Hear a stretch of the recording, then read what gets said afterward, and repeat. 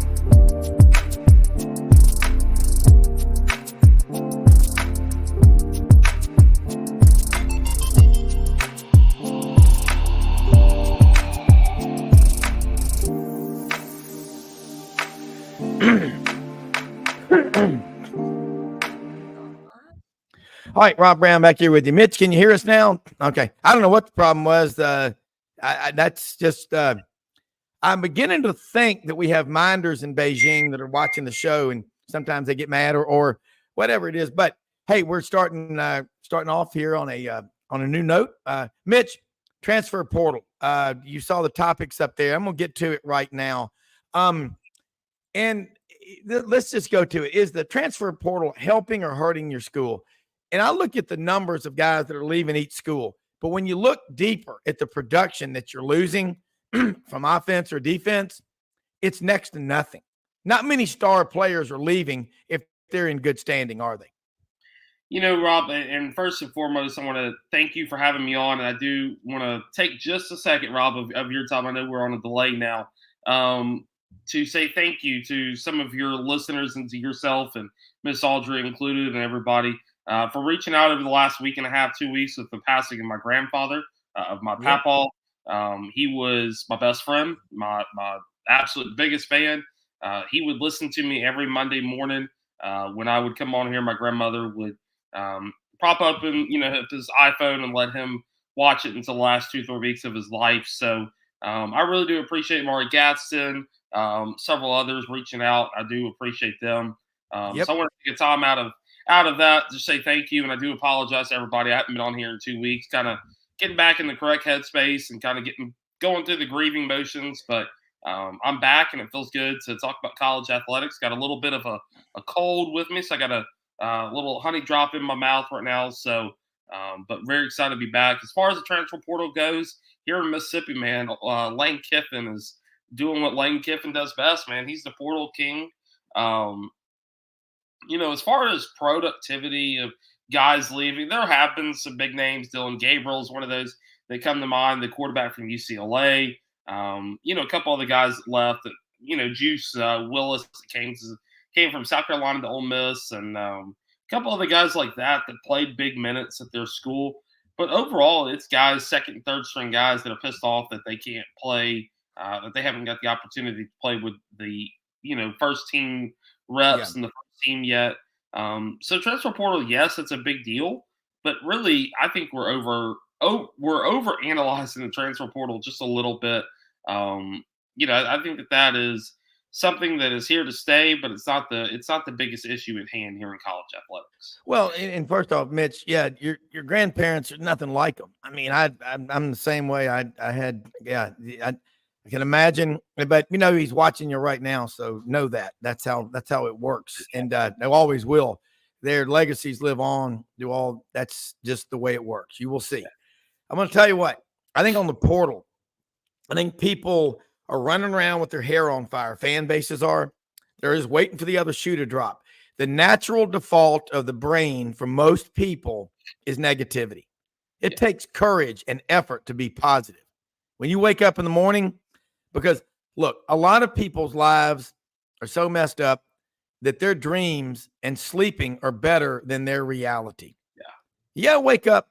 The transfer portal, again, look at what you're losing. It's nothing against these kids. Not everybody is cut out. Probably 40% of these kids are not cut out really to be Power 5 players. They're recruited because they're hyped. That's the thing about this. I mean, you've got guys that are transferring. Kentucky had a kid that's from Louisville, didn't play a whole lot at UK, transferred back over to U of L. You had a guy, a cornerback from Mississippi State. I can't think of the guy's name right off the top of my head because I'm working on a totally different story that we can talk about, later in a segment. That transferred from Mississippi State, a cornerback. Really wasn't that productive. He had a terrible game in the Egg Bowl. Transferred to Ole Miss. Ole Miss fans are very excited about that, obviously, and we got a Mississippi State kid. But really, he was a liability on defense for Mississippi State, and I can say that because I'm literally right in the middle. Even though I was married into a Mississippi State family and I love both programs, he was a liability on defense for Mississippi State. So Pete Golding and them are going to have a lot of work to do with that one kid that's transferring from Mississippi State to Ole Miss. Yeah, and again, the portal started October 15th of 2018, and what we're seeing is the free market at work. 45% of these kids are going into the portal for perpetuity. They're not getting picked up by anybody. So rather than say I was third team and getting cut, because they don't cut them anymore like they used to. But that's what the portal is. It was just a way for the work. Now, it's also kind of crazy, though, when you got all the incoming guys. You don't see too much Power 5 to Power 5. You see Group of 5 or maybe even D2 try to move up to Power 5. That's a tough transition, very tough. For those guys, the transfer portal is the best thing ever. I mean, if you prove yourself in the Group of 5, you prove yourself in the Sun Belt, the MAC, and you get an opportunity to go play at the SEC level or the Big 12 level, you're going to take that opportunity, just like if you were playing at the JUCO ranks and you got your opportunity to go play at the Florida State. So, the bigger schools per se. So for the lower G5, the D2, the FCS guys that are getting opportunities to go play in D1 and getting an opportunity to play at the best facilities and the best teams in the country, then you might as well take it. But, from the Power 5 to Power 5, it's not happening. A lot of times guys are having to go relegate themselves to get down to the Group of 5. So we're just seeing a lot of mismanagement, a lot of, people telling these kids one thing when it's actually the polar opposite of what the reality is. So we've got a lot of handlers that are too involved right now in college athletics. Yeah, and I think the portal, what I'm seeing, Hugh Freeze did a really good job, brought in some really good defensive players in the portal. Guys like Eugene Asante, linebacker out of Alexandria, Virginia, played at North Carolina. I think that you've got to look at Lane Kiffin. Ole Miss recruiting, people will say, well, they're not going to beat Alabama and Georgia and LSU for these top players. Well, they go to the portal, and Kiffin's the perfect guy for the portal. He's got a pro background, and he's a great coach, one of the best play callers in all of college football. And he's got his dad, Monty Kiffin, there helping him look through all these guys' resumes. So it's paying off. I think Lane Kiffin is right now, you got Nick Saban, Kirby Smart, Lane Kiffin, in that order, the best coaches in the SEC. And a lot of people don't like Lane Kiffin. Well, how many of them know him? I don't know him, but the few times I'm around him, he's an introvert. But the guy has a genius. He's a mad scientist when it comes to coaching. And now he can take that, and it works for the portal. Ole Miss is one of the hottest recruiting programs for the portal, maybe the hottest in all of college football, Mitch. Now Jeff Lebby. Let's talk about Jeff Lebby. He coached with Lane Kiffin. I mean, Jeff Lebby offensively is a great coach. And you mentioned Dylan Gabriel a minute ago. One coach told me in an SEC school anonymously, I'm not going to name the school, he said, that looks like free agency. Dylan's not going to be drafted. He's 5'10", not very likely. But, of course, Kyler Murray's 5'8". But you know what? He took the free agency, maybe whatever he got, and he's going to Oregon, and he'll cash in on that. What the hell? One more year, I've got my degree. Why not? Yeah. And about Jeff, the thing about Jeff Lebby is what separates him at Mississippi State and Ole Miss is Lane Kiffin is going out there and hitting the transfer portal. He is getting guys that have either proven themselves or still trying to prove themselves at the Power 5 level. That's just what Lane Kiffin is doing. What Jeff Lebby is doing, he is going in and recruiting the state of Mississippi. He's recruiting Alabama, recruiting the surrounding states, Louisiana, Texas, to get guys that understand and get what it means to play for Mississippi State University. Yeah. That's what Lebby's doing. The first year into Lebby with that schedule may or may not be pretty. Truth be honest with you, it's probably going to be a 6-win, 7-win season. It is what it is. But going into the future and how he's recruiting the state of Mississippi and how he is getting guys that understand that, hey, this is what playing for Mississippi State University means. He's got a bright future in Starkville. It's just that the Bulldog faithful can give him the time of day to continue to build that program and turn it back into what Coach Leach was building before he tragically passed away. Yeah, and they won 9 games last year. And then this year, it was a disaster. I've never seen a program. Well, I have. I mean, look at Auburn 2010 national champions, 2011, 8-5, 2012, the worst season in 62 years. And here it is. Auburn is in the middle of the worst 3-year run since 1948, 49, and 50. And Hugh Freeze, people tell you he's the savior for Auburn. Well, they're 6-6. You got to close. You got to close those big games. Auburn fans, you're not going to tell Auburn fans to be happy. We played Georgia close. You played Alabama. They want to win. They won those games a lot. And Auburn's beaten Georgia more than anybody. Auburn's beaten Alabama more than anybody. And so you can't. And you look. I'm telling you, your coaches now. People don't give them that much time. But Mississippi State's been to a bowl game 13 years in a row. The reason why they've been to 13 in a row is they keep getting those extra 20 days of practice. Mitch, Jeff Lebby, I think he'll be successful at Mississippi State. Talk about his staff, what he's done so far that you think is better than what Zach had. Zach Arnett. I thought Zach Arnett defensively, why didn't you just keep what you were doing on offense? You ran off Will Rogers. I mean, that's why it's such a mess. Yeah. Thought I had to sneeze there, but I didn't. Muted myself for a second. So I was going, no, not again. I was like, oh, just give me 1 second. But no, so what Jeff Lebby has done is he kept Chad Bumpus, which is a Mississippi State legendary player who the Bulldog faithful love. He kept Rod Gibson, which is the recruiting director who knows the state of Mississippi. He's from Mississippi, loves Mississippi State University. And then he kept Greg Knox. Those three guys are so instrumental in developing players. I mean, I've talked to Kyle Ferry and several other Mississippi State players who are so excited about this coaching staff. They got a great special teams coach last night. I forgot the guy's name. Coach with Lebby at UCF is a great guy. The special teams guys are excited about him. So as far as going forward, I do think Jeff Lebby is the right guy for the job. Why Arnett didn't succeed is because he came in and imploded what worked. He had to hire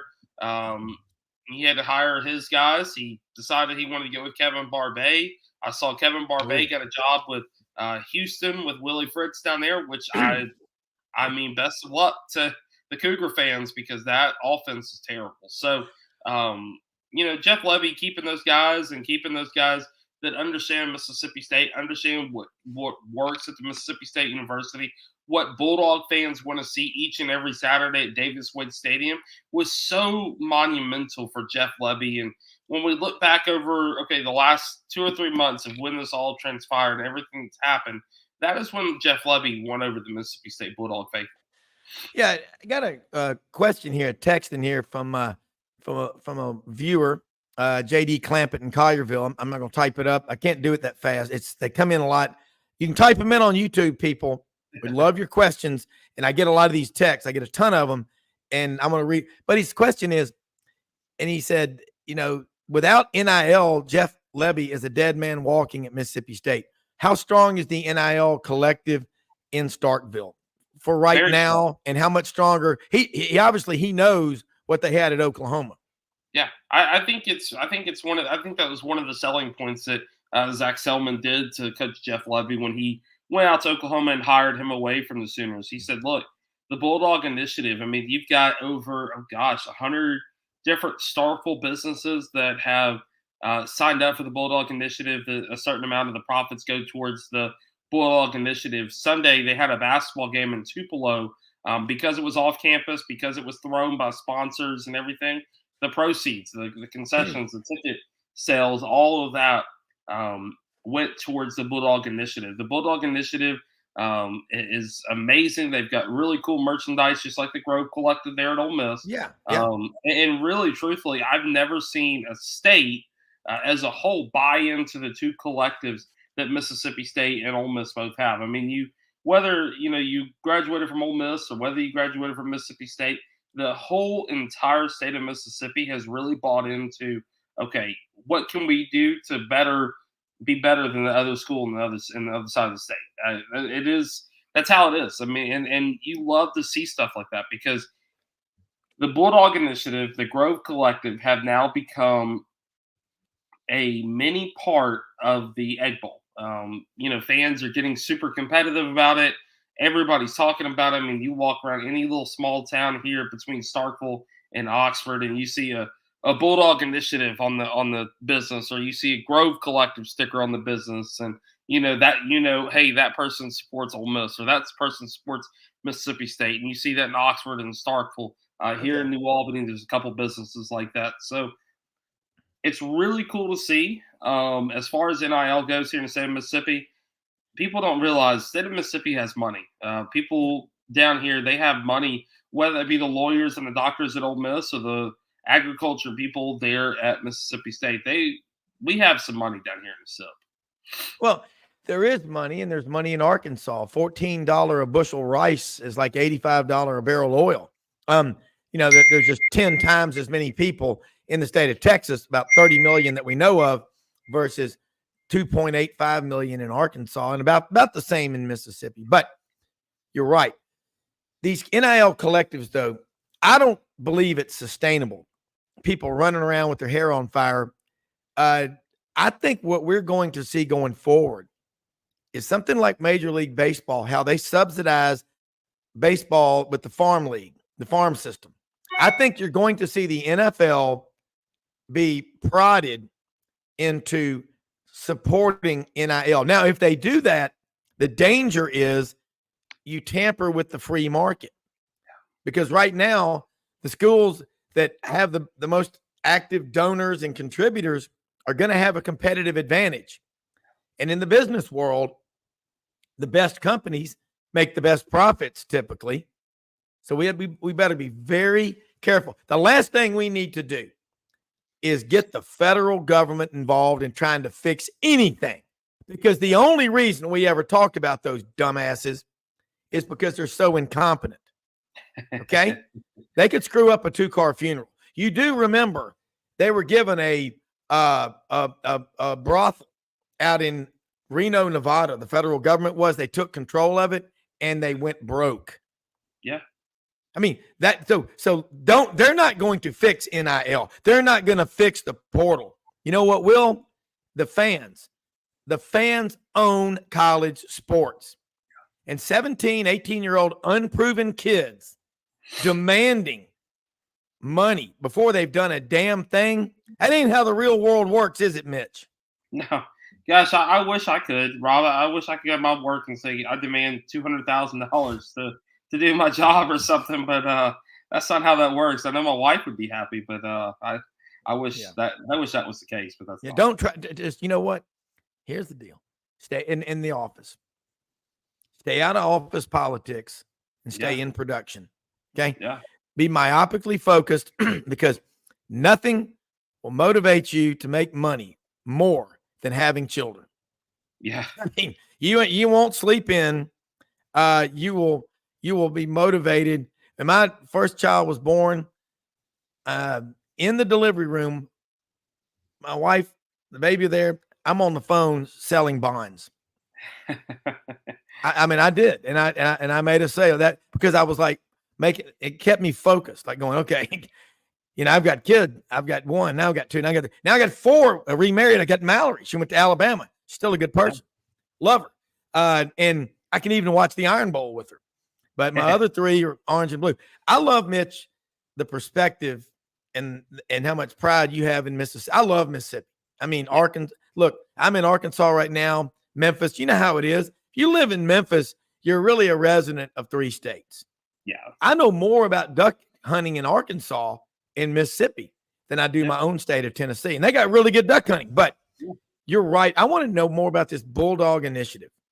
Yeah. I'm not familiar with that's the official NIL collective. That's the official NIL collective. I'd have to go back and read up on a little bit of it for, but they've got a website. I know that. So actually for Christmas, my wife ordered my father-in-law, my brother-in-law, and I think me a sweatshirt or pullover or something that just says Bulldog Initiative, and the receipts go towards the NIL collective. I know the Grove Collective, they're doing stuff where you can make a charitable donation for Christmas in the name of somebody. So there are a lot of people donating in the name of their Mississippi State loved ones to the Grove Collective, which I find kind of funny. I love that.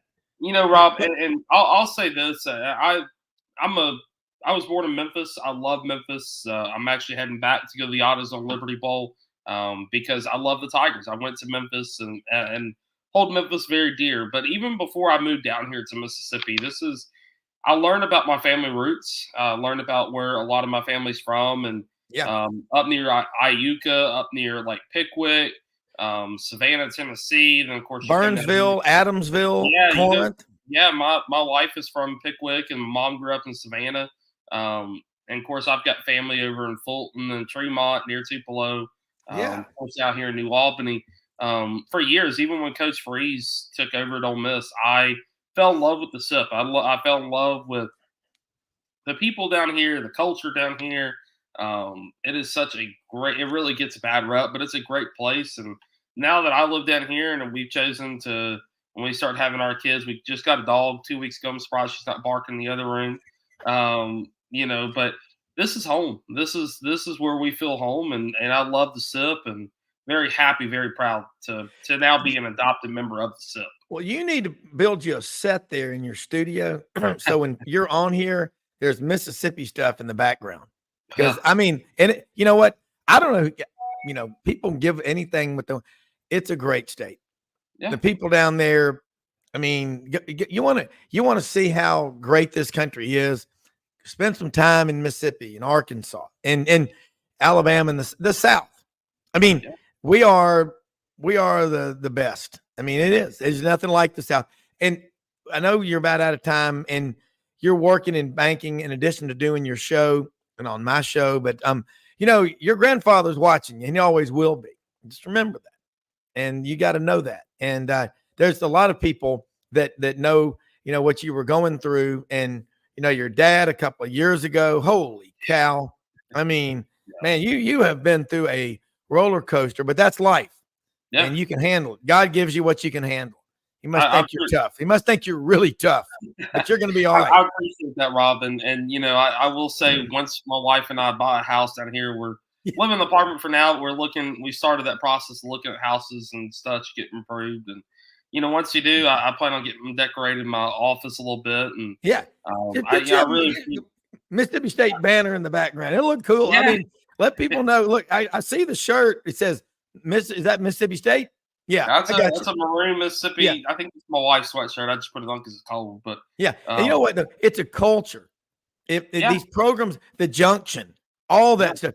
I was talking with someone the other day, and we're talking about Starkville, just the Cotton District, the downtown, what they've done, and Jeff Levy. The first thing he needs to do, like you said, go to every high school in the state. Yeah.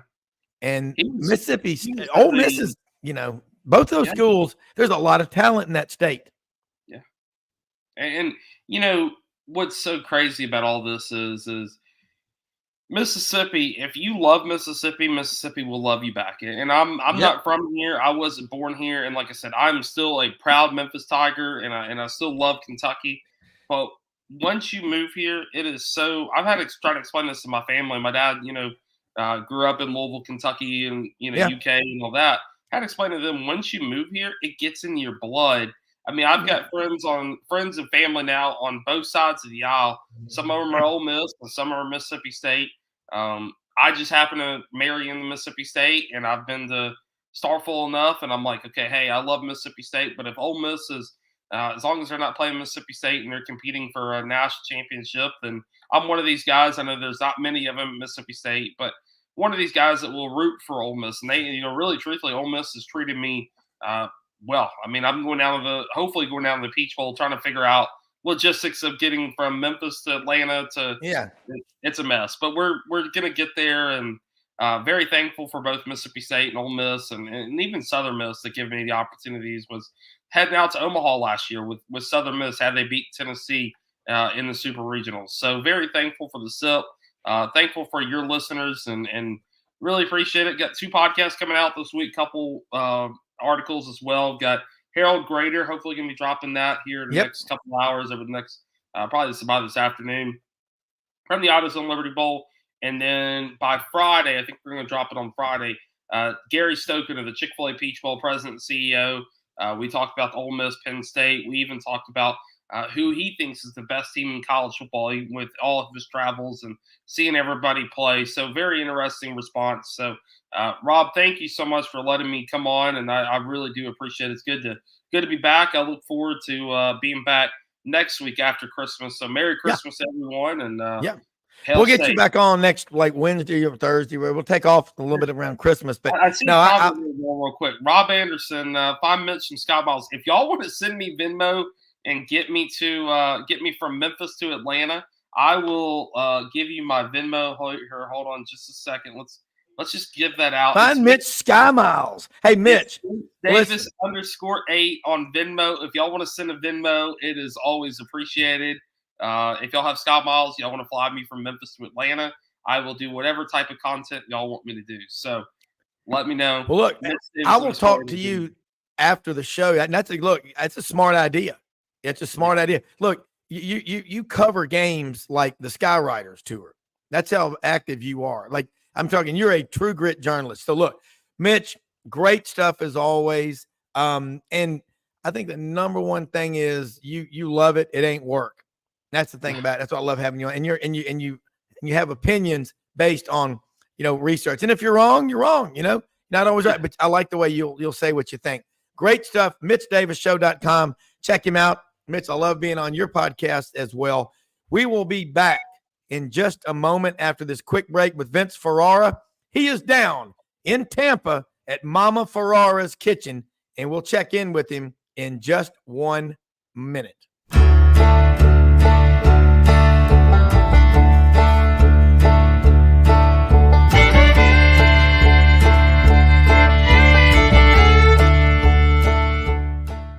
In a perfect world, you'd set a health goal and results would happen overnight. In this world, the real world, it takes time, dedication, and the right support to achieve your best self. The Vitamin Shoppe health enthusiasts are here to make sure you're not wasting a single moment on the wrong supplements. From the highest quality sports nutrition and superfoods to the most sought after trends, you'll find a huge variety of science-backed solutions for every goal. And the people to help guide you along the path to greatness. Unbelievably, every 2 minutes in our communities, a child is either bought or sold for sex. I am Ari Dickey, board member for the Nashville Anti-Human Trafficking Coalition. Join me and millions of others in our fight against human trafficking and for its victims by helping to educate the most vulnerable among us, our middle and high school students. Go to nhtcoalition.org, become a partner, and help keep our families safe, because none of God's children are for sale.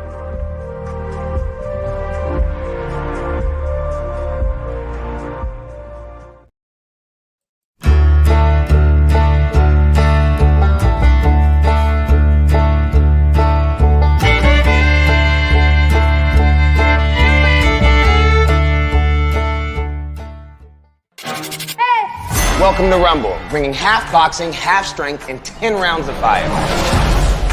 Pull up, say what's up to our studio team, check in and grab your gear. Don't have gloves, don't have wraps, don't worry, we got you. You think you better than battle? Find your starting spot. B means bag, F means floor. Make your way to the studio, find where all the magic happens, give Jab a little love on the way in, or snap a pic for the gram. Tap in with your trainer and get ready to bring the thunder. Hi, Rob Browne back here. Let's bring in Vince Ferrara live from Mama Ferrara's down in Tampa, Florida. That's one of the coolest cities because it's on the Gulf Coast side. I'm a Gulf Coast guy. You can always tell when, Yankees are down there at the beach at Orange Beach or Destin or Grayton Beach. They'll say, let's go to the ocean. It's like, no. It's the Gulf. And there ain't nothing better than Gulf Coast seafood. Tampa, St. Pete, Clearwater. I work for First Bank, Raymond James. They're headquartered in St. Petersburg. Great city. And they don't get hit by very many hurricanes either. But great stuff here on this Tuesday morning. Vince Ferrara with the Sports Animal up in Knoxville is checking in with us. And Mitch, that was a cool – Vince, we just had Mitch Davis on the show. But last week talking with Steve Hogan from Florida Citrus Sports, talking about the big bowl game coming up with Tennessee and Iowa. So anything new going on up in Knoxville portal-wise that's got your attention?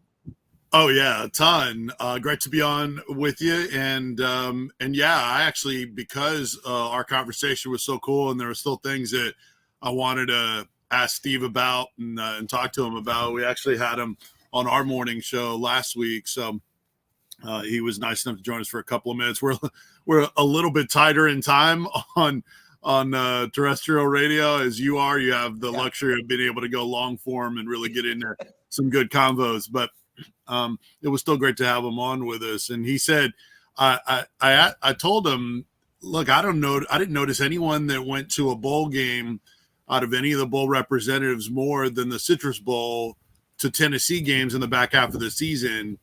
And I said, talk about that strategy of trying to keep hope to try to land the Vols. And he said, look, I don't care if Tennessee was 11-1 or 1-11. We were going to go and scout Tennessee and try to get them in our bowl game. So clearly there's that draw. And I think I haven't double checked, but before I actually, we had Danny White on last week too. And he said later that day, he thought Tennessee would sell out the rest of their allotment. They only had a few left. So I'd imagine that has happened, and won't be a surprise for Vol fans to bust out the Vol walk like they typically do at bowl games and some road games and stuff like that. So as far as the portal goes, it's a daily thing, Rob. I mean, it's pretty wild. Not only that, there's decisions on guys that have eligibility and whether to come back. So yeah, I'll try to hit on the portal first. If you want to come back to the other ones, we can get into those. As far as the portal, the outgoing has been a greater volume than the incoming. And the last number I saw, I haven't checked this morning, was 9 scholarship players that have hit the portal. And to some fans, that sounds like a lot. And there was some angst during the week early last week because 6 of them were defensive backs. Mm-hmm. So, but then when you look at the rest of the league, 9 is in the bottom half of the league in number of players in the portal. It's a whole new world. So 3 of them starters, a couple in the secondary, and Tamarian McDonald and Danico Slaughter. And then Tyler Barron is the other starter off the D-line. He had his best year of his career. There really wasn't an expectation for Tyler Barron to return next year, but because of the NFL, not because of the transfer portal. Mm-hmm. And then the news took another level of interesting this week, and that a number of those guys announced their commitments to their new schools. Lane Kiffin in Ole Miss has snagged a couple of those Tennessee starters. And Tamarian McDonald, who played the star/nickel back position for Tennessee, been a starter the last couple of years. And then Tyler Barron, who I just mentioned, who's a Knoxville kid.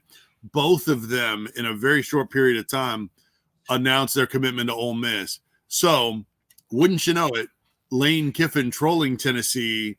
I don't know if you saw the tweet or the post on X where he put out a photo of a small plane with a Tennessee logo on it, and then 2 sharks, I guess to mean land sharks, basically talking about, hey, we're just shipping them over to Oxford. So, I mean, those are good pieces to an Ole Miss defense that needs improvement on defense. Tennessee does not play Ole Miss next year in the regular season, so that's a positive. And then the other portal decision was Danico Slaughter, who started at corner, got hurt, and then ended up starting with other injuries. He committed to Arkansas this week. Tennessee does play Arkansas next on the road. So there's a couple of others that have landed in decent spots. Warren Burrell, backup DB to Georgia Tech, and a backup offensive lineman, Mo Clifford Jr. to Charlotte. But the biggest thing in the portal into Tennessee, Rob, is Holton Stays. He's the number 1 tight end in the portal rankings from Notre Dame. And Tennessee beat out the likes of Georgia, Oklahoma, and Washington for Holton Stays, who everybody wanted him. That also happened to be the number 1 need position for Tennessee in the portal. So when you can match your biggest need with a number 1 player available in the portal, you've got a big win there. And Tennessee only had 2 scholarship tight ends, one of which is a brand new player to the sport. That's a huge difference maker. This offense utilizes tight ends, and he'll have a nice culture to be able to jump into. And then the other one is a safety from Middle Tennessee and Jacoby Thomas. And Tennessee is in the mix for some really good players as a freshman corner from Oregon State that was really productive this year in the Beavers' excellent season, and a number more offensive linemen, defensive linemen, wide receivers. Certainly, they need to. I think they need to elevate that and improve that position. So, as far as the portal, those have been the comings and goings so far. Well, when you and I were coming up in college and all, guys got cut at the end of the season. They met with their position coaches and the head coach, and they look at the depth chart, 3 deep, say, Vince, Rob, we don't go 5 deep. So, you're not going to play here. So focus on your studies or transfer. That's what the portal really is. Fans default to negativity and panic. It's the way it is. Now you're looking at the portal, and with every one of these kids that leaves, they've got baggage, and the problems that they have at school A will follow them to school B and school C. And now look, sometimes a change of venue is the best thing that can happen to them, but for whatever reason. But I think fans don't need to be panicking about guys going in, but it is weird to me. Some of the little wars going on within the conference, taking players and doing all that part of it right there. That's why Ole Miss everybody says they're one of the hottest programs around, but they're going into the portal because in high school wise, they're not going to compete with LSU or Alabama or Georgia like they need to, but they are in the portal. Yeah, a couple things to that. One, there's still the window to where you can transfer and be eligible within the league. So that's one. 2, Ole Miss has been they've relied on the portal for the quicker fixes. And you're right, it's because they can't compete with the elite in the conference in terms of the high school recruiting, but this is a way for them to sell sort of that one and done, in and out. And Lane Kiffin, if they land Walter Nolan, they're probably going to have the number 1 portal class, and that'll be the 3rd year in a row they've been top 4 in the rankings, at least one of the services. Yeah. So probably all of them. And then I would say this, Rob, I know there is the image of guys leave because they have issues. I think there are certainly some that is the case, but having talked to so many different players that have come into Tennessee and see what they're all about, one that comes to mind, talked to the media yesterday, and that's McAllen Castles. That kid is squeaky clean. He was at Cal Davis, right? He was just looking for an opportunity to round out his game for the NFL, and he was able to do that. So there's a myriad of reasons why guys hit the portal. Sometimes it's playing time, sometimes it's coaching changes, sometimes it's NFL opportunities, sometimes it's NIL. Let's be real. Some of these guys, that is their number 1 motivation. Yep. And so it's up to the schools in a crazy short period of time to be able to sift through who's the right fit from a football standpoint, from a culture standpoint, and is the addition worth improving your team if they're not going to fit in. So it is so hard for those coaches, but I would say there's a lot of different reasons, and I still think the portal has been good to Tennessee over the last couple of years. I mean, you think about Hendon Hooker coming in this program from Virginia Tech. Hendon Hooker didn't have issues. Hendon Hooker, he had a bunch of he had health problems off of COVID, and then actually committed to the previous staff at Tennessee, and then stayed with his commitment with Josh Heupel and the staff. Yeah. So, and there's a bunch of others. What Tennessee has gotten in Hooker, they got a star power, and a number of other guys they've gotten starters. Cade Mays, who's now with the Carolina Panthers, he came over from Georgia. He was a 5-star. He was looking to come back home. So Tennessee's gotten a lot of starters, and then Hooker, I'd say, is the star in terms of transfer. That's what Tennessee needs more of. They need more of those huge impact transfer portal guys.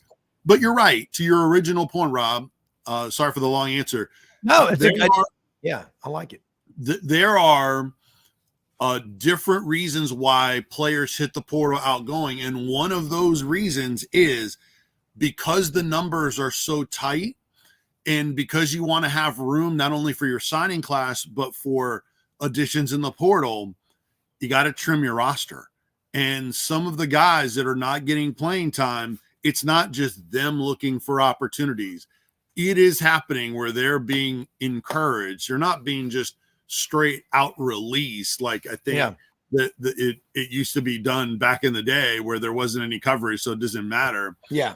Now in a softer landing way, they're being encouraged to look for other opportunities.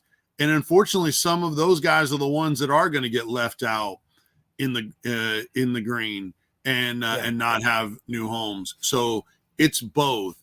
It's the players making the move sometimes too early, and sometimes it's the coaches and the teams managing their roster and creating room to be able to add in the portal because there's that free agency level of talent available for you to upgrade your roster short term.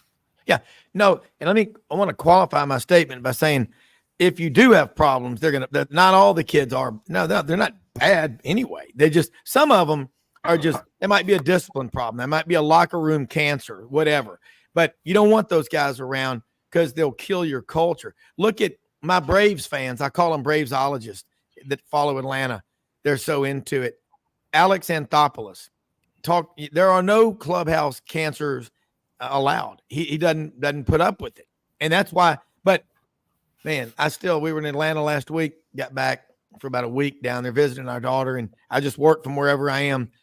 And, the Braves fans are still just like, what happened? But, there's questions of the playoff format. You let a team like the Braves, whose bats are on fire, have to sit for a week. And then a team like the Phillies, which finished behind them, kept their bats going. There's that maybe they're going to change that format. We'll see what happens with that. All right. Got a question here, Andrew and Frank. I'm not getting all of them. I can't, but Andrew in Franklin, Tennessee. Vols QB room. And you are, folks, this is what we do. Vince and I do this every day. It never feels like work. It just keeps on giving. It keeps getting better. These storylines and everything going on. And I'm getting hungry talking to you because I love good food. You're down at Mama Ferrara's. I got a lot of my friends, my Lebanese and Italian friends and my Cajun friends, it is the greatest food in the world. Let's just face it. And when I go to Knoxville, we've got some friends that live out off of Duncan Road. And there's this great Italian restaurant they always go pick up food at. And I cannot name it. But no matter where you go, nobody has more fun than the Italians in the kitchen. And don't insult your mother.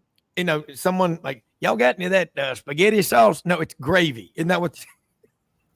It's gravy. And they spend hours perfecting it, and there's nothing better. But so you're having fun at home. But let's talk about that Vols QB room. I'm getting excited because I'm thinking about food. But then I'm going to get to the top 10 NIL programs, and I want your feedback on those. All right. Yeah, the quarterback room right now, short term, have not heard a public announcement of what Joe Milton's going to do. I honestly hadn't checked this morning, but he's doing everything with a team. So my anticipation would be Tennessee started practices. When you start practices, if you're going to skip the bowl game, you're just going to skip on all those practices. Correct. That's what Jalen Wright did, and that's really been the biggest departure for Tennessee. And we can come back to outside of the portal, but Jalen Wright declared for the NFL draft, the nation's leading yards per carry rusher in the country, second only out of all players to Jaden Daniels, the Heisman Trophy winner. So Jalen Wright's off to the NFL, but he's the only one that's made a decision for the NFL and to not return. And then Joe Milton has not made a public declaration, but like I said, he's doing everything in the practices. So I would anticipate that he would play in the bowl game. And so it's Joe Milton at the moment, Nico Iamaleava, who's a 5-star from California, true freshman this year. Didn't play as much as fans wanted, only played 52 snaps this year. That's not what anyone expected. Heck, a lot of fans wanted him to start over Joe Milton after the struggles early in the year. Yeah. So they want him to play. I would anticipate you're going to see him in the bowl game for sure. But moving forward, he's the only scholarship quarterback until they add Jake Merklinger, who is a 4-star quarterback from Savannah, Georgia, who is actually one of 10 players at the moment that has not yet signed in the early signing period, but will, that's already participating in bowl practices.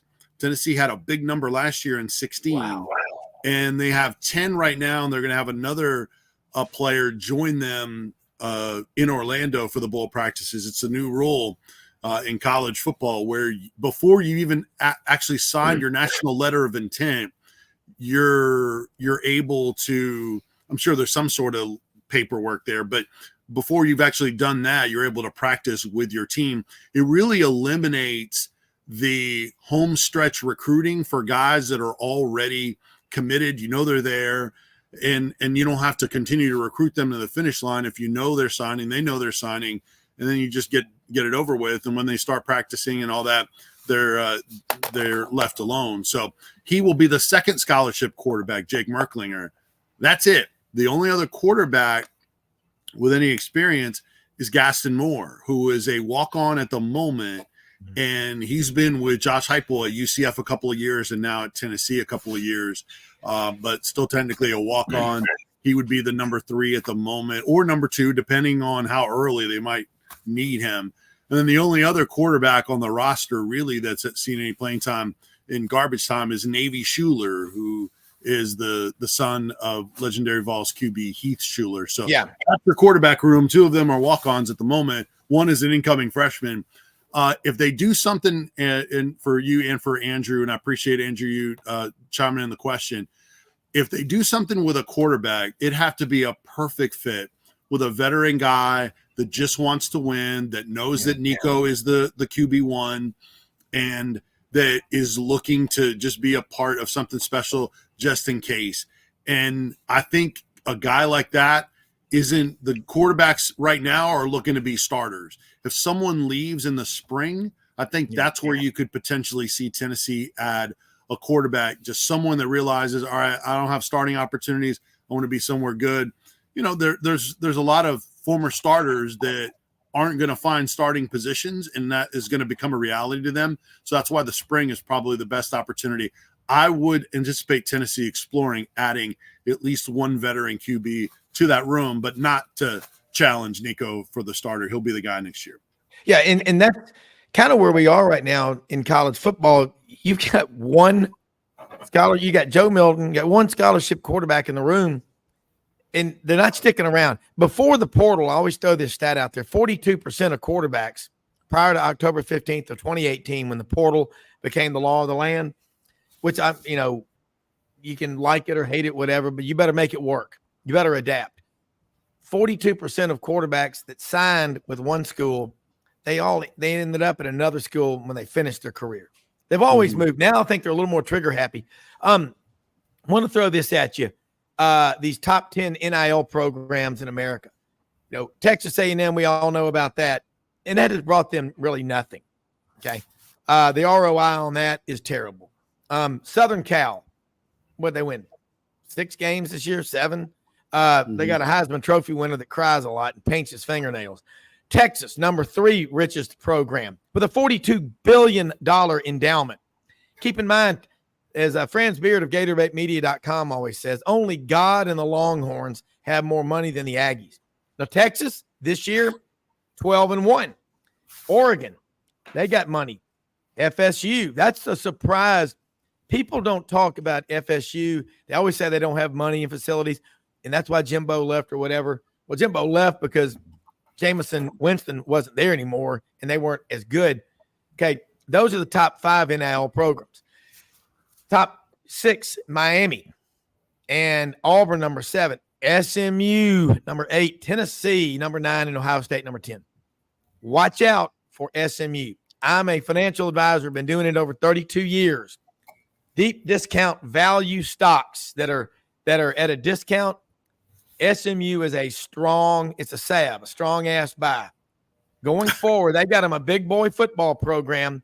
Relative, their PE ratio is like a 10. I mean, their earnings, but it's up. They raised $150 million, Vince, in a week back in the fall. They had a fundraising, let's pass the hat around, $150 million. Rob, I've lived in Dallas before. I've lived in Dallas. I know SMU, and they were down, and I know they had a ton of money lying around. Yeah. And it's not just that they have money. We know that. But as Dave Cody from out in Bellingham, Washington, Dave's my good friend who was longtime sports anchor, 34 years at Channel 7 in Austin, Dallas money, Highland Park money. And, that interview we did last week when we had Steve Hogan on, thank you, Reeves Edens, one of my son's classmates and friends growing up, graduated from SMU, works for Tony Fava, the big PR and branding and marketing firm out there. They've got a good coach too in Rhett Lashley. Mm-hmm. That's what's cool about it. But hey, Vince, hang on if you can. We're going to take a quick commercial break. I'm going to bring on my friend. I've known him for a long time, Phil Massey, former head football coach at Baylor for about 17 years. He just finished his first year at Briarcrest High School here in Memphis, and that's where Hugh Freeze got his start. And we're going to talk some high school football in Tennessee and around from Mama Ferrara's kitchen in Tampa, Florida, from his office at Briarcrest High School in Memphis. Phil Massey, Rob Browne broadcasting live from the Cherry Farm Park in Arkansas, 30 minutes from Memphis. We'll take a quick break. We'll be right back for hour number 2. Get pen and paper handy. We're about to have a lot of fun.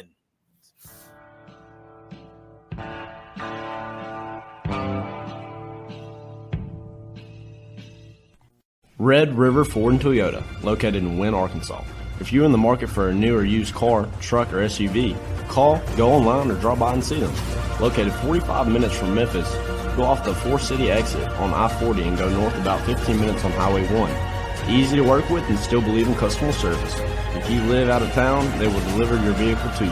RedRiverFordToyota.com. Just see what they can do. Strengthen your seed zone this spring with quality tillage equipment from House Industries. Located in Cherry Valley, Arkansas, House Industries specializes in manufacturing superior equipment that will minimize your downtime and keep you working in the field. To ensure the highest quality control, all design, fabrication, and testing takes place in a 99,000 square foot manufacturing facility located right here in the heart of the Delta. Locate your nearest House equipment dealer online at houseindustriesinc.com. House Industries, breaking ground. Sidelines with Rob Browne. Talk sporty to me.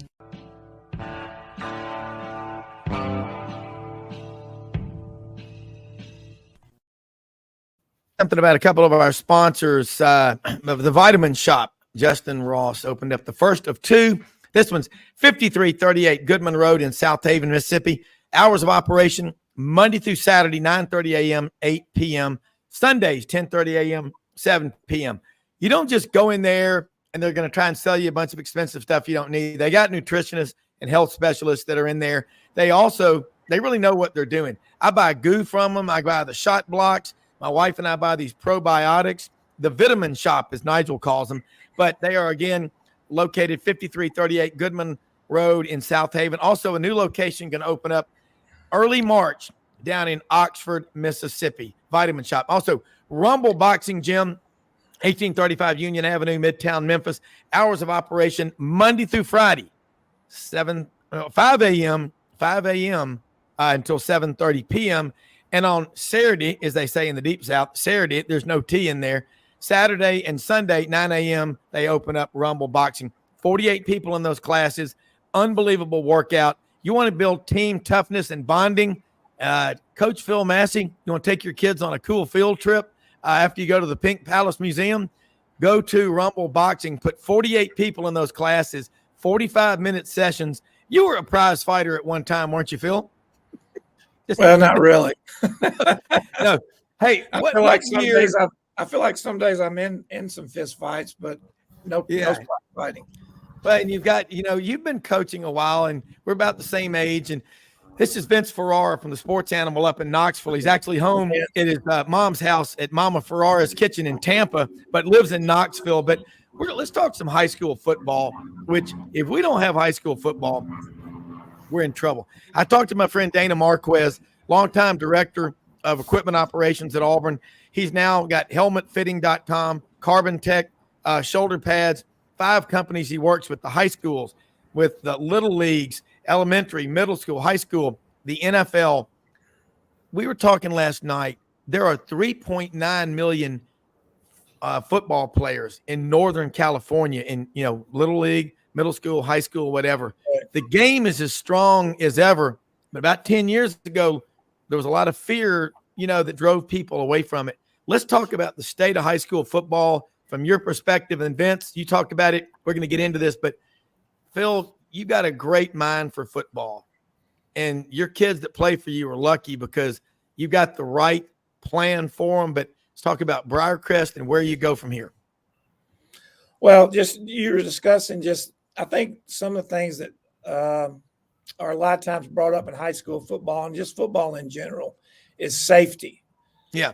And something that we did when I was at Baylor and that we're doing now is one of the things that they have what they call now these guardian caps that kids wear. And so we use those for practice and for scrimmages.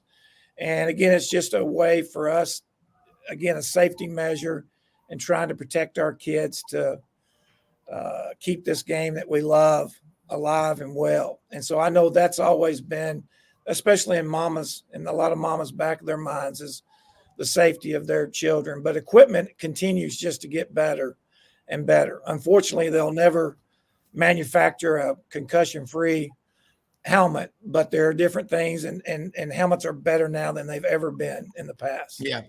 Yeah, it really is. And Vince, you look at we had Steve Shaw, the director of NCAA officials, on the show a couple of weeks ago.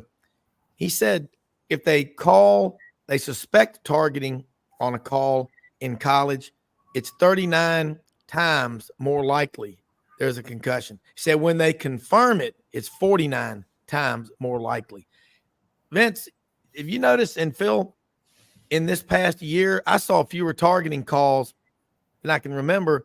And Steve Shaw said it's down to 0.16 targeting calls per game. I think the message is getting down to hit better and how to hit better. And I think it is. I think so. In fact, I have Gerald Hodges on our show during the football season, John Wilkerson and I in Knoxville. We have Gerald Hodges, longtime on-field official and replay official. And he's given those stats as well, that targeting calls are way down. Obviously, the element of not all of them being ejections is a good step in that direction. And honestly, I call high school games also. So I see a ton of high school football here in the state of Tennessee. And there aren't very many plays where I cringe and say, ooh, that would be a targeting call if they were really looking for it. So they are breaking those old habits. And is it still happen? Absolutely. It still happens in the NFL still, where guys will lead with their helmets. But the rules changes, some of those initial tough moments where you thought, why are they doing this? It's too sensitive. It's flag football, that kind of stuff. At least they're breaking those trends, and they're being taught to tackle better on the lower level. Is there a variance in high school? Absolutely, based on resources, on coaching staff. So you guys know that, whether it's Texas, Tennessee, it's still you're going to have some slack on that. But I do think it's much improved. And look, the talent in the state of Tennessee has improved too. There's always got all the major schools coming to Tennessee now and try to pluck the top talent. So it's a different dynamic with the explosion of population, especially in Nashville. And it's filtered down to East Tennessee as well, because so many people have moved to Nashville. The locals in the mid-state are like, I'm getting out of here. I don't want Atlanta here in the state of Tennessee. So they actually spread out, and a lot of them have come to Knoxville. You notice in terms of talent and just overall traffic and population. There's a lot more people in here in East Tennessee because of that trickle down. Yeah. You know, Phil, and I'll just add to the fact that, you know, Pete Carroll initiated this several years ago, and he's got a little deal where he does the Hawk tackling drills. And basically it's taking the head out of tackling. And so I think, you know, for us coaches, you know, that's part of our tackling technique or teaching tackling is leaving that head out of tackling now. And so you get a lot of drills that probably rugby teams have been using for years. And it's kind of forced us now just with the rule changes and things about leading with the head and changing those tackling techniques and reiterating that in practices with our kids as we teach proper form and proper tackling techniques. Well, I mean, Phil, you talked about those safety caps that they wear, and we have Dr. James Andrews on this show sometimes. He just stepped down at Auburn after the Iron Bowl. I guess 4th and 31 was too much to watch for anybody, but no, he's officially, you know, stepped out. But Andrews Orthopedics, I guess, will still be Auburn's team doctors. He talks about the targeting rules, being on the sidelines all these years. And I tell him, I say, Dr. Andrews, I always know it's a serious injury when you walk out on the field. Because, you know, he's been at Auburn. He studied under Dr. Houston at the Houston Clinic. But safety-wise, when they wear those practice, the caps, right, that right there, you can get a concussion in practice just as easily as you can in a game, can't you? Oh yeah, I mean, and that's and those caps are still to try to help prevent that because it's sort of, I don't know, I'm trying to think of the word to use to where it sort of cushions. Yeah, the only word I can think of is cushions the blow. But yes, I mean, you still. But for us, it's like taking that extra step to say, all right, we're trying to protect our kids, and this is just a little extra mile that we're going to make sure that they're being protected the best that we know and what science has shown. Well, I think guys, one thing that would be helpful if they can get the funding in each state and each area and each school probably has it different, but it would be nice to get some more of those resources to the high school levels and get more of those helmet testing and that technology to the high school level. I think that's where the higher up you get, the more resources and the more assistance you're going to get. Certainly at the major colleges, you're going to get everything you need and all of the medical expertise. Another thing I like that they do in college is the spotters that will remove a player from the field during a game. We've actually seen it in the NFL. They did that with Tommy DeVito, the Giants, in the Saints game on Sunday. So I like that element of it and make sure that there's someone independent of who's on the field doing it. And you lose that during the practices, right? I'm not sure that there's a million staffers, as Phil knows, on the practice field with video and stuff, but I don't know that everybody's looking for that kind of thing when it's during play. It's the 22 sort of centralized. When you're in practice, you get all different fields. I think you can miss that kind of stuff. So definitely the practice can be a dangerous aspect to add to those hits. But I wish there was more technology and money funneled down to the high school ranks. Yeah, you're right, because a lot of public schools don't have the funding that a lot of the private schools are privy to help have those resources. And you're exactly right. I mean, that's just like, you know, we finally gotten to the point where we have, I believe every school has a trainer on the sideline on Friday nights. Now, do they have a trainer on the sidelines during practices? Probably not everybody. Right. But, you know, being at a private school, we have those resources to have those, which just gives us that extra protection for our kids, and having somebody there immediately, whether you're at practice or a game, to take care of our kids. I went to an event August 22nd a year ago in 2022 in Vestavia Hills Country Club. Kevin Skarbinski, a friend of our shows and of mine, great writer for the Birmingham News, the Birmingham Lead. helped to organize this with Jack Crow, Dr. Andrews, and Andrews Orthopedic are the team of the doctors. And they had Paul Feinbaum and Lou Holtz up there on the podium. And it was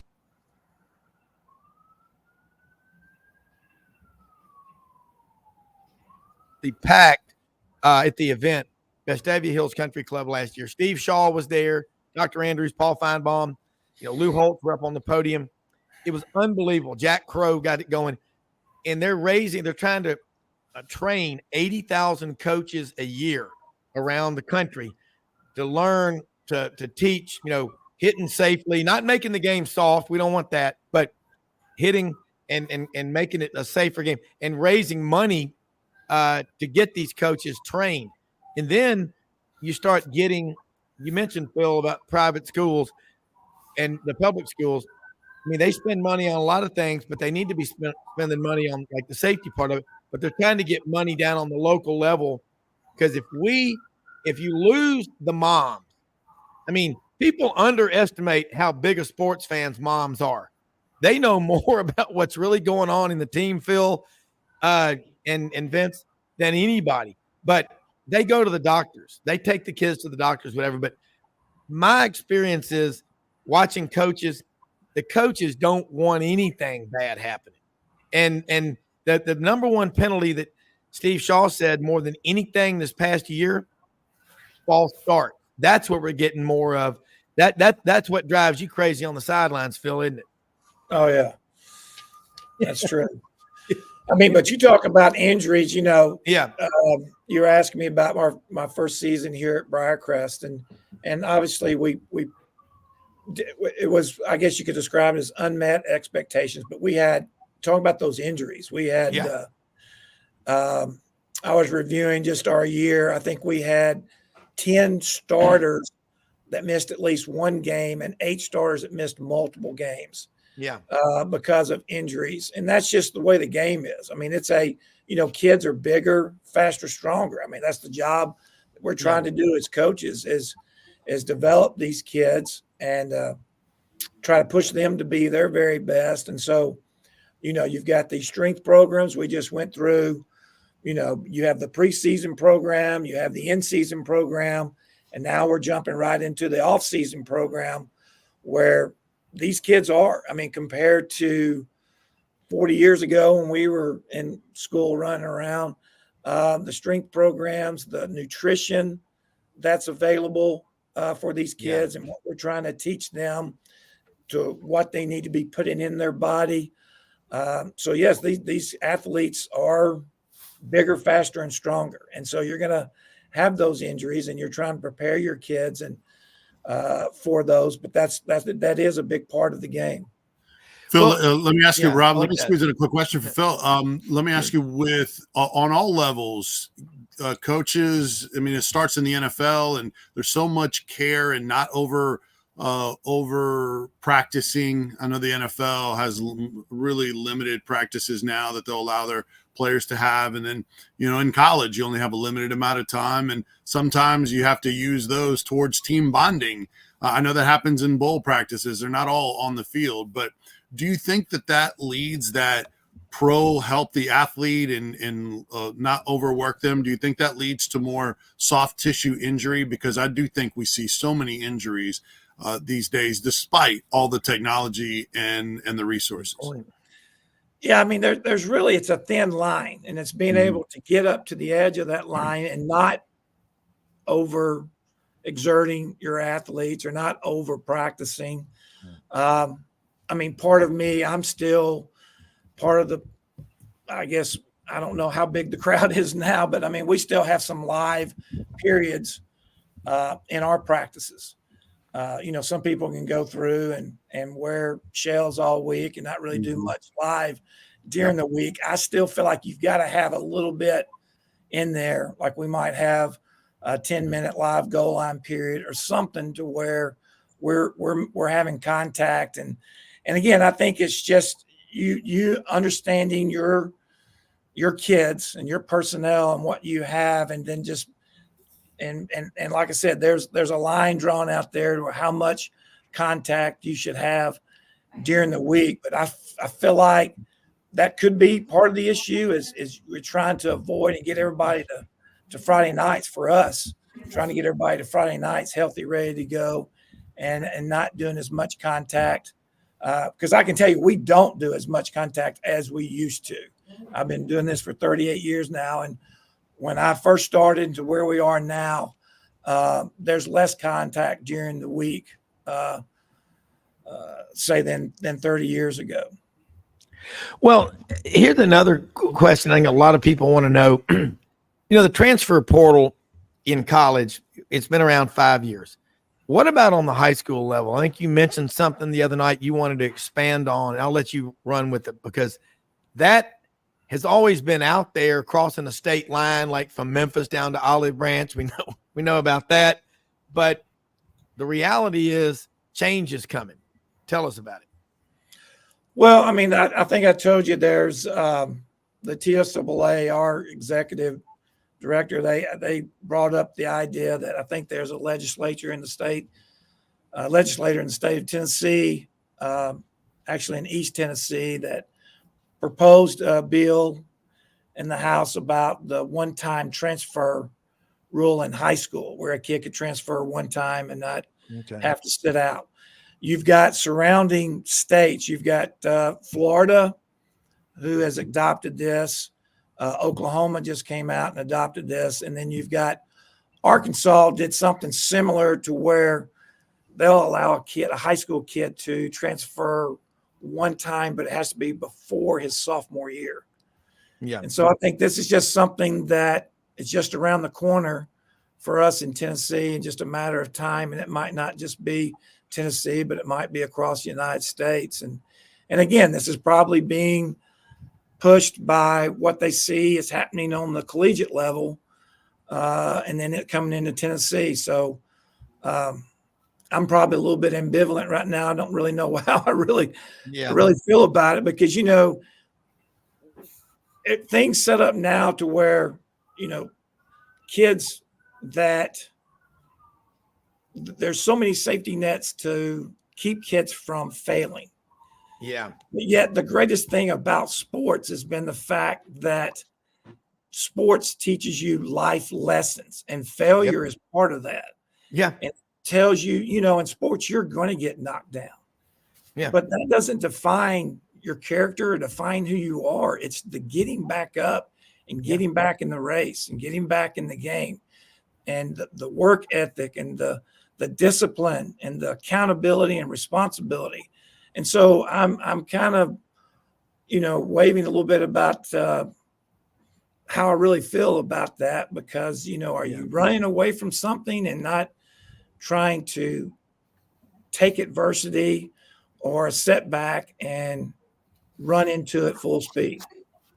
Yeah. Well, I mean, Vince, you heard what he's just saying there. And, Paul in Memphis, so the high school football numbers growing in Memphis. I mean, what Vince is talking about, Middle Tennessee, East Tennessee, you just came from 17 years at Baylor in Chattanooga.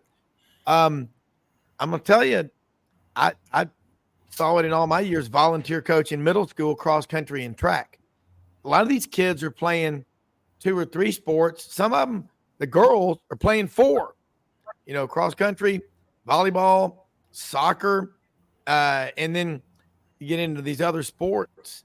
But you're right. Eddie Robinson III listens to this show every day over in Atlanta. I loved his dad. I used to watch the Eddie Robinson Grambling Football Review Sunday mornings in Memphis as a kid. And Eddie Robinson would always say, football teaches the lessons of life. You get knocked down, you get back up. You get knocked down again, you get back up. But when you don't get back up, you are done. And you're right. What does Nick Saban always say? Vince and Phil, you've heard him. Don't ever miss an opportunity to take a failure and do something with it. Vince, nobody likes losing, but if you don't learn those lessons in sports, you're not gonna survive in the real world. I mean, that's just how I see it. Now, Phil's exactly right. I'd love to play for him. The opportunities for you to learn how to deal with what life brings you, and those kids, young adults and kids in high school, they don't realize all of the adversity they're going to face. So if they're smart enough and if they have enough people around them to show them that this is an early life lesson for them, how you handle it will prepare you for that. Then yeah, it'll be valuable to have those issues. If not, then they're going to keep making the same mistakes, and they're not going to be able to rally from it until at times it may be too late, and it could be life altering after that if they continue to make the wrong decisions. But just real quick on that proposal of a one-time transfer, I just have so many questions and issues about how that could operate. I mean, there are plenty of families that legitimately move, right, for family and jobs and things like that. There are a lot of reasons for it. Now, we know that there are a lot of football reasons why people are transferring to certain schools, and that there's recruiting happening across state lines. It's not like from one rival to another, hey, come to our school, and that happens in Knoxville. That happens everywhere, as you guys know. But you're scouring other states looking for players and contacting your connections to see if a kid wants to move over here because of the opportunity you could present to them. But what happens, Rob? You mentioned kids playing multiple sports. Yeah. What if you exhaust your transfers in one sport and not the other? You're going to prevent a kid from playing high school football who is eligible to transfer based on one sport but not another? You're just going to sit out. So kids are going to say, well, you know what? I'm just going to sit out high school football and prepare on my own for college football. Do we want that? No. There's just so many things that could lead to even more bad decisions in response to it. I'm not saying I have all the answers on how to fix that and avoid that, but man, that high school football is not college football. Phil, how many sports did you play in high school? Different sports? I played in 4. I actually, in the fall, you played football, and then the winter, you played basketball, and then the spring, baseball was my main sport. But when I didn't have a baseball game and they had a track meet, I went and ran track. Yeah. So we actually had a couple of state championship relay teams, and it was made up of, I think, 4 baseball players that went out there on the track and ran track when we didn't have a baseball game. Yeah. So we did it all. And that's something that I really endorse, even with our players here at Briarcrest, is the fact that play as much as you can, as long as you can, because there's going to be a point in time where you can't play anything else. And so, I love multi-sport athletes. I'm a big proponent for that. My sons were multi-sport athletes. My wife and I were multi-sport athletes through high school. And but that's another thing that sort of hurts us now, is the fact that so many kids are specializing in just one sport and putting all their eggs in one basket. And but that's something that I really try to make sure I'm sharing my athletes. Well, Vince, just and the listeners and viewers, Phil's wife ran a 4:16 mile at Baylor University. They have a pretty good pairing of some 2 great people with some pretty strong genes. And I think that's still the record, Phil, at Baylor for the women's mile. Actually, she was honored last month. She was voted into the Baylor University Athletic Hall of Fame. Yeah. And she actually still has the 3,000 meter record, is what she still holds after 40 years. What was that time? What was that time in there? Well, she did run the 4:16 and the 1,500 though. Yeah. Which is, unbelievable. And look, I like what the guy said. Harris in Birmingham, Coach Massey is the good in high school sports. And Vince, I'm with you. I don't like the transfer. That bond that you build with your teammates. I saw a couple of years ago, Jaden Blue was a 5-star running back out in Texas. And he put on Twitter, said, after consulting with my family and whatever advisors and blah, blah, blah, I've decided to forego my senior year of high school to prepare for my lifelong dream of playing in the NFL or whatever. I tweeted back to him, or X'd him now, But I said, so, what about the University of Texas? She's going to stop by there and say hi and have a cup of coffee. I mean, commitment. Without a commitment, Coach, you're just taking up space. When you spend time talking to those guys, your guys, you've got a strength coach, don't you? Talk about what the investment in facility. Hey, Vince, you got to see this Briarcrest High School facilities. I mean, I've known Phil a long time. He's right for college. He's right for high school because all my college coaches that I know love him. But talk about that. Well, I'm happy to talk about our school raised $12 million, and that's all invested in our athletes. It's basically we're tripling the size of our weight room that we now have, because you got to understand the strength program 30 years ago was for either guys or for football teams. But you've got all the females and the male sports, the boys and girls sports, all now part of their training is in the weight room. Yeah. And providing those resources for families to help them understand that we're trying to do everything we can to help their child be their very best and to reach their goals and to reach their full potential.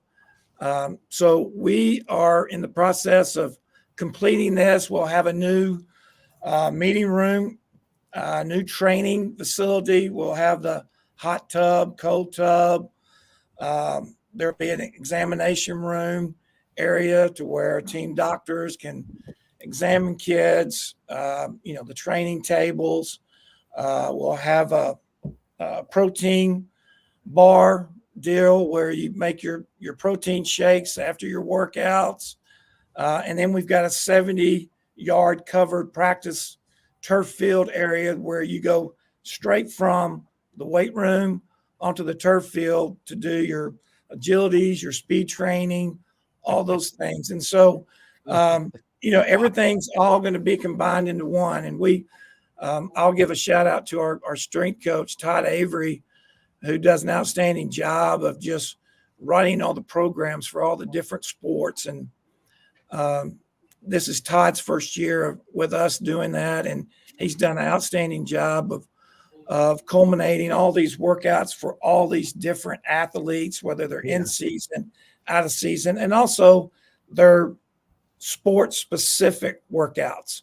So if you're a soccer player or you're a baseball player, your workout's going to be a little bit different than what a football player in the off season is. Yeah. So that takes a lot of time and a lot of preparation, but yes, definitely the resources will be there to help our kids. Yeah. Vince, and I think that might include a trip right around the corner to Canale's Grocery at Houston Levy and Raleigh LaGrange. If you hadn't been in there and get those ham sandwiches, the Canale's famous Canale hams, Phil, it's right there. I had a sausage biscuit this morning from there. Yeah. When we're out on those long bike rides, we can smell it about 3 miles east on Raleigh LaGrange Road when they're cooking. They do those hams, Vince, and they're like, you could probably feed 25 people with one Canale ham, but they're one. But their facility out there is amazing. Vince, hearing what he just said, and I know the favorite thing players love in the off season, and they can't wait to get are mat drills. And you kind of alluded to that. I like how Phil said they come in and they do their stretching and their agility, but that's what it is. Your strength coach, Todd Avery, he's going to spend more time with them than anybody, at least in college it is. Is it getting like that on the high school level? It's getting like that. Plus we have our coaches in there helping to supervise and watch our kids. Because our biggest thing is, first of all, is taking those young kids and teaching them the proper technique. We talk about the proper technique of tackling. Well, it's the same thing when you get underneath the bar. You're trying to protect that kid and make sure they're using proper technique and having the supervision there, because we're Olympic lift team. I mean, we're going to do the cleans and the snatches and squats, because we want to develop the core and to try to develop that flexibility in their hips. Yeah.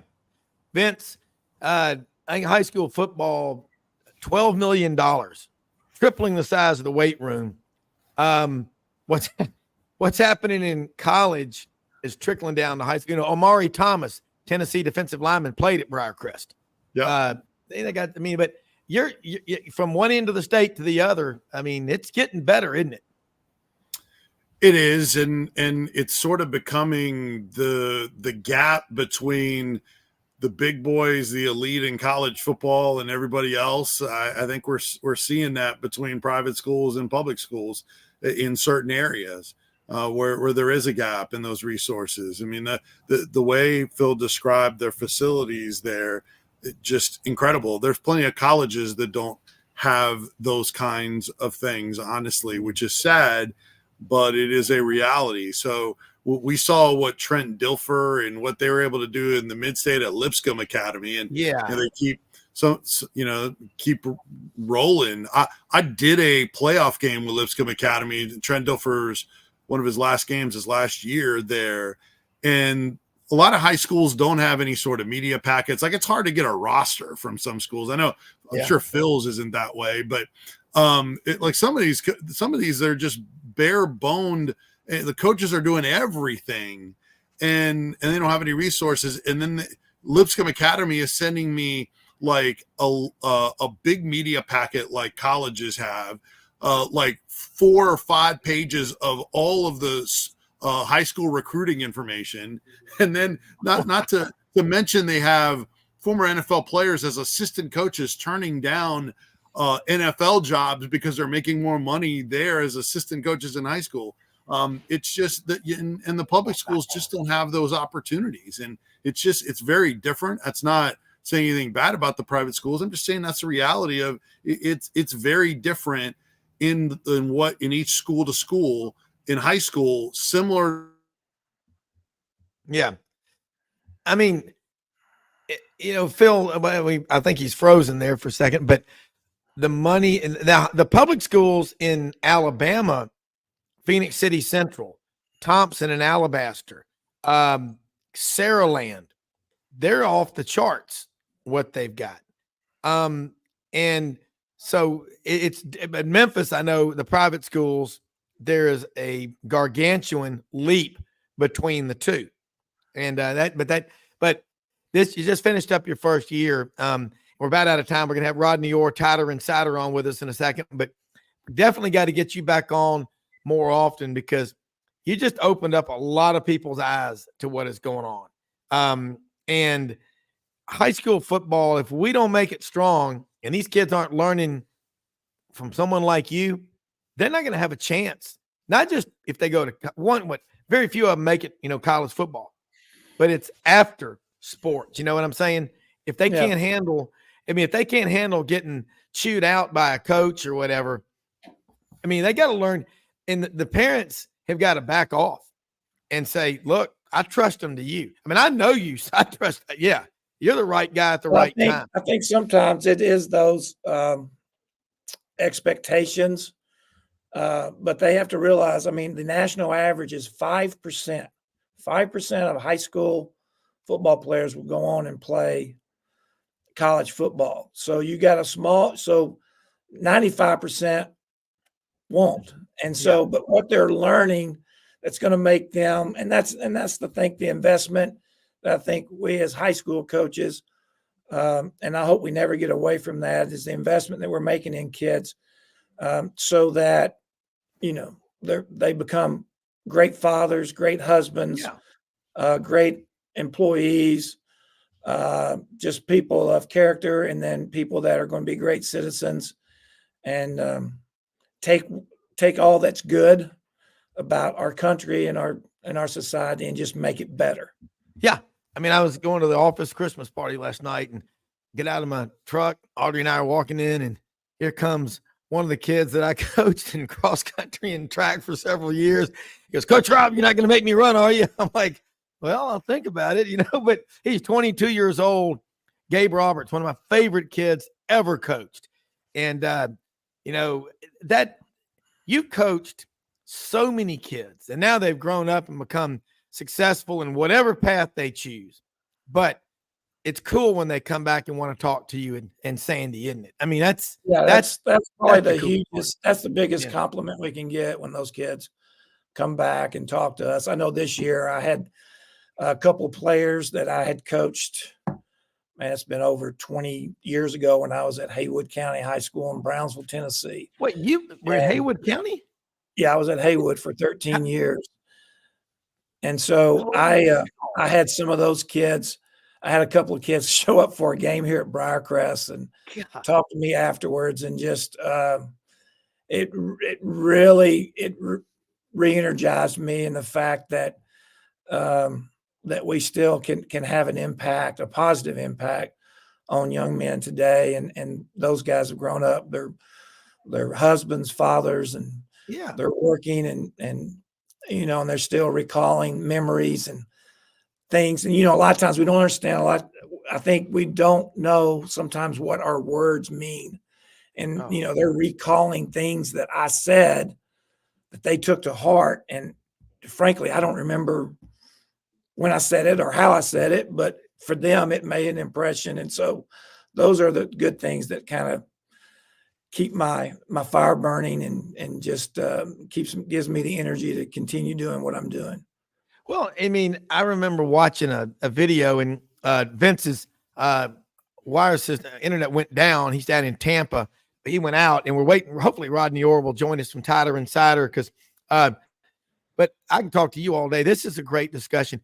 I remember Vince Dooley, former Georgia coach, talking about his coach in college, who was like a father to him, Shug Jordan at Auburn. And he said, Coach Jordan used to always tell us, he said, be careful of the words you use, because they'll have tremendous impact on these guys for the rest of their lives, whether they're positive or negative. Choose carefully what you say. And we had a coach recently. What do you say to him in the locker room? He goes, before a game, he goes, he's a very successful coach. He said, not that much. He goes, I don't really need to, because they've trained for this, but just be careful what you say.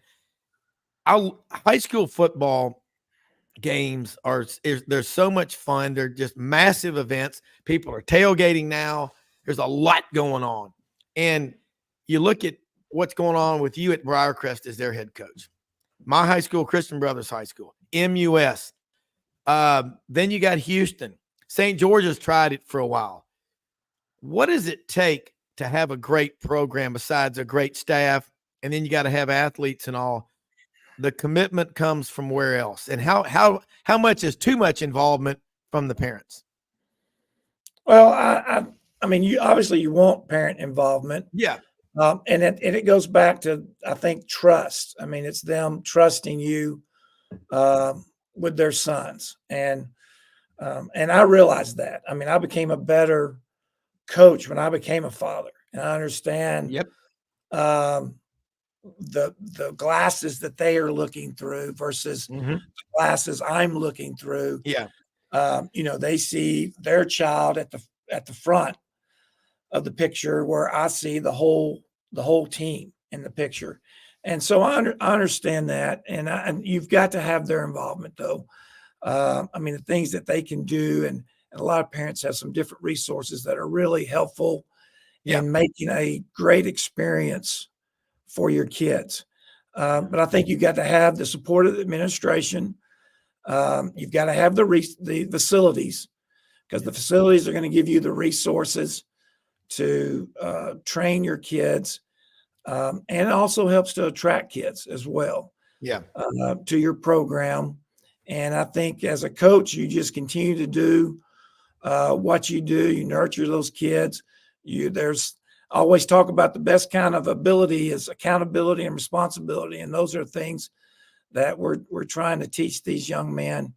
And when they do those, then I think success is going to follow after that. Yeah. Yeah. And Rodney Orr is going to join us in. Stay on if you can, but I know you got a big day ahead of you. But he's with Tider Insider down in Tuscaloosa, has been doing it 27 years, covers Alabama. But I just look at what's going on with your staff at Briarcrest, the facilities, the investment. You got to invest in people, don't you? I mean, that's the best thing is you got to start with good people. And people say all the time that society it's always on the decline. One generation's always saying, oh, y'all are terrible. But I'm around, and I got kids 23, 25, 27, and now Mallory 35. They're great kids. They all work. They're driven. And, you raise that bar, Phil, they're going to want to jump over it, aren't they? You lower the bar, they'll think that's the standard. You agree? Yeah. There was a speech given by a guy, I think it's called 18 inches or whatever. What's the width of home plate? Yeah. I'm But not anyway, sure. Let's say it's 18 that inches. standard never changes. Okay. I don't Yep. care if you're playing T-ball or minor league baseball or major league baseball or college baseball.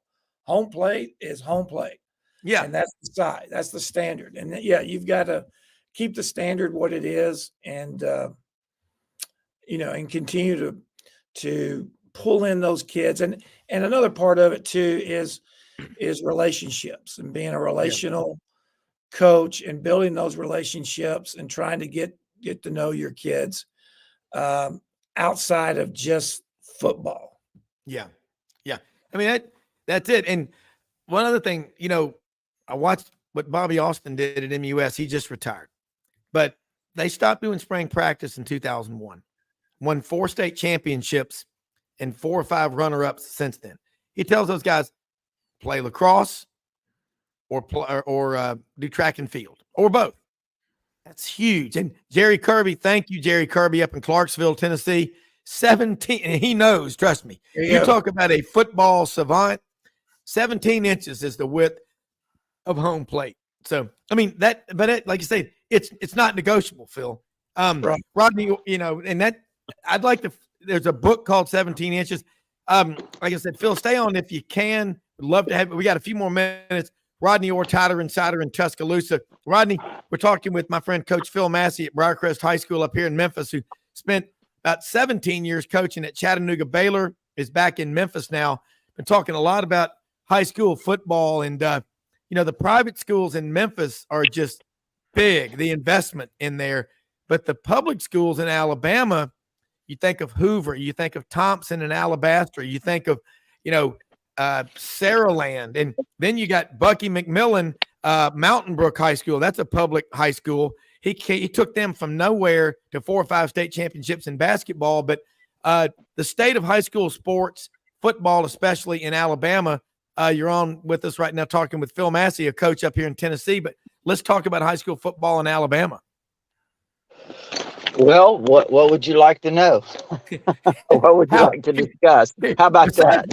Besides the 8 Mile War between Reform and Gordo in Pickens County, how strong is? I mean, there's 150 Division I players a year coming out of Alabama. It's where Jason Caldwell, Auburn Undercover, always says it's kind of where Georgia was 10 years ago, and that's a population of a little over 5 million people putting out those kind of numbers. It's amazing. The greatest high school game, the greatest experience at a high school game I think I've ever had was probably 25 years ago. I went to a game at Sunshine High School in Newbern, Alabama, to watch Sunshine versus Akron. Yep. And Rob, there was a guy on the field that stood out like a sore thumb. He was about 6'3". He was 310 pounds, rock solid, by the name of Anthony Bryant, who went on to play at Alabama, was a really good player, played in the NFL, was a great, is a great person, is a fabulous person. But Rob, I saw that guy play that night against a bunch of these kids, and he played tight end, he played running back, he played defensive line, he played offensive tackle. There wasn't anything he couldn't do. And listen, the game came down to a 2-point conversion. He caught the 2-point conversion in the back of the end zone and did a toe tap, 1 foot. And I said, this guy is a major talent. But no, so, it's a lot of really, we talk about Hoover and all the big schools and all of that. And there's a lot of great players, as you mentioned. Saraland's another tremendous program, obviously, with Brian Williams there now. Just so many great programs throughout the state of Alabama, but some of these small schools that never get any attention. I mean, if you don't experience one of those games, it's a different setting to be able to watch a really good high school game. Yeah. Phil, jump in this conversation. Newbern, Alabama. I knew there was a Newbern, Tennessee. and I didn't even know those places existed. But Rodney's right on high school football, isn't he? Oh yeah, I mean it's great. I mean it's the amateur status. They're playing for the love of the game, and that's what I hope we don't ever lose, because I think that's the ground roots of sports, is just playing for the love of the game. And when you have small towns, especially, you know, that atmosphere to where basically the town shuts down and you can find everybody at the football stadium on Friday night is a pretty cool experience. It really is. Rodney, Alabama is playing Michigan, and everybody loves Jim Harbaugh. He's maybe the most popular coach in America. I get struck by lightning here. But I got to ask you, and Phil's over here, you know, they showed that video of the Michigan team in their room when it was announced they were playing Alabama. It was like they'd just been drafted into the Marine Corps during the Vietnam War era. What does that say? They don't want to play Alabama? Well, no, again, I didn't see the players' response, so I missed that. I did see some of the fans. That was very funny. Some of the fans didn't seem too excited. I guess they were hoping for Florida State. I don't know. But yeah, no, I mean, look, this is a good Michigan team, though. They're really physical team, and they're very experienced. And experience means a lot. I think, and I haven't really looked at them statistically in terms of mistakes and turnovers and those types of things. But, when I have watched them, and they seem to be a really sound football team. And, that's why they're right now number one, I guess. They're a really good team, and they're playing in the Rose Bowl. Even though I did check up, Rob, on that, I think Michigan has won 8 Rose Bowls. With all their tradition, they've won 8 Rose Bowls, and Alabama has won 5. So that was a statistic that kind of, was kind of, I expected more Rose Bowl wins for Michigan than what they have. Well, you remember, I mean, Phil and Rodney, we're all about the same age. Growing up as a kid, those Big Ten teams would go out there on the West Coast and play Southern Cal, and it would look like clubbing baby seals, man. It was the Pac-12 was just dominating them. But, Phil, have you ever had the opportunity to meet with Nick Saban on a recruiting trip when you've been coaching at Baylor over the years? I mean, you think about, here he is, he's only 72, and you look what he's done, that model of consistency. You've been a high school coach for a long time. What is it when you watch from a distance year after year? And I've been saying this all season, and Rodney and Gary were way ahead last spring and summer that Jalen Milroe would be the quarterback. But I think he's having more fun than he's ever had as a coach, and he's going to look back on this as his favorite Alabama team, maybe his favorite team he's ever coached. You agree or disagree? Yeah, I mean, it seems like they're having a good time. I think it's part of that investment too, and then just the challenge. I think for Nick Saban, more than anything, it's the challenge to when people doubt whether or not, oh, you can't do that again. Because, to get to the top, it's a huge, huge struggle. Yeah. But to stay there is the incredible feat. And what he's been able to do there at Alabama has been remarkable, because it's very, very tough to create that consistency at such a high level. And I think just the challenge itself from the public view of like, well, this is, after that first loss, I'm sure the talk shows were full of, oh, Saban, he's run out of time. The game's past him. But I think he loves that challenge. He loves the challenge of no, it's not. That just continues to drive his passion. Yeah.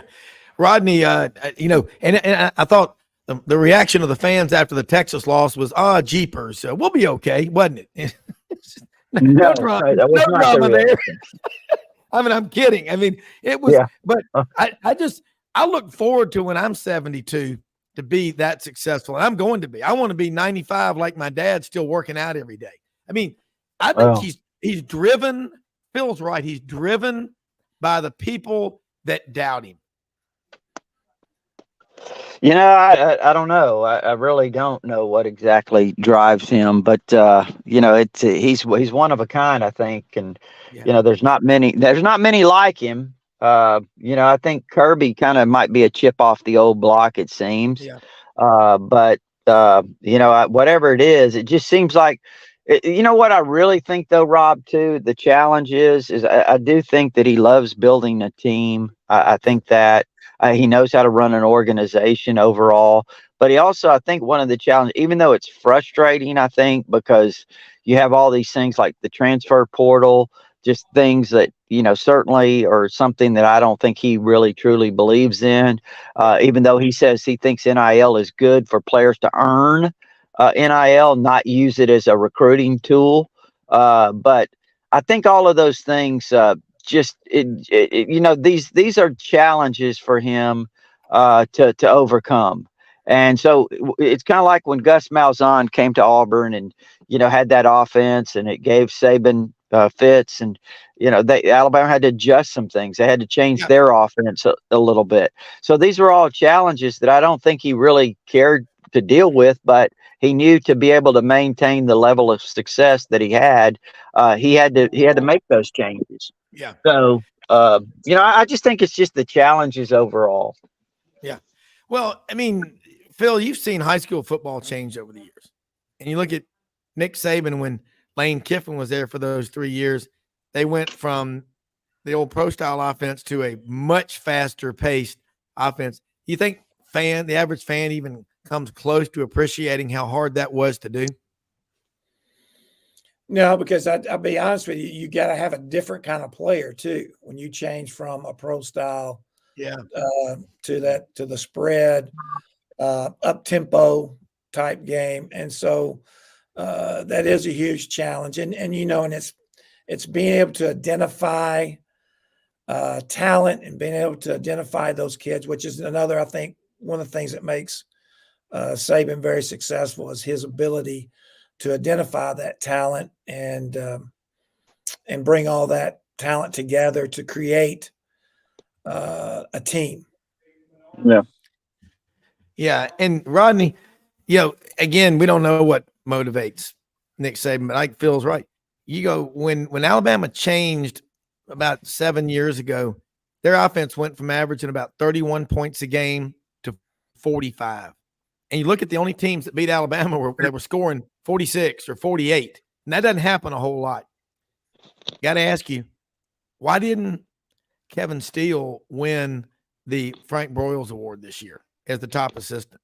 I mean, who had a greater impact than him? We talked about it all spring and all summer. He did have a great impact. I think T-Rob's had a great impact too on the defensive side. I think overall under Kevin Steele's kind of tutelage, we kind of sensed it was coming, back in the spring when we saw the way they were. Well, the way they were hitting. I mean, yeah, you there? Hopefully Rodney's back there. Well, Rodney, jump back in here. We may have lost you. You may, if you're driving, no telling what happened. But I mean, you've met Kevin Steele, Phil. I have not. I've not met Coach Steele. I know he was at Baylor University for a time. Yeah, like late 90s, what have you. Yeah. But I have not met him. Yeah, and I think that look, we're about out of time, but I look at the coaches. One thing I've noticed when you get a coach like a Nick Saban or Kirby Smart, people don't talk enough. And Rodney, we're talking about Phil. You've been a high school football coach for a long time. Kirby Smart's dad, a high school football coach. I don't think people talk about that enough. Growing up in Bainbridge, Georgia, or Tifton, where Kirby's from, how big an impact having a dad as a high school football coach has been on his career. But Rodney, you were making a great point, and the Minders in Beijing took you off the air for just a minute. Come back with us. Yeah, I mean, I'm sorry, Rob. I forgot trying to get back on here. What was the? Well, we were just talking about, just Kevin Steele's impact. And Oh yeah, I mean, No, the intensity that he brings. I mean, yeah, we saw that back in the spring. I mean, it was great to see. You could see it on A-Day. Their spring game, the intensity they played with. They were in position to make plays. I mean, they were confident. They were playing with more confidence. Even though it was a spring game, you could see they were in position, and fundamentally they were sound. They tackled really well. So a lot of those things that we saw in the spring were very, very encouraging. And the one thing I do think, and I said this back then, and I'll say it again now, is I think the thing that Steele did was he simplified some communication from the sideline or from the press box or wherever to the field. In other words, I think that there was some things there when you're relaying the call that he simplified that just made things so much easier, I think, for the players. And I think that was very beneficial to the growth of this defense.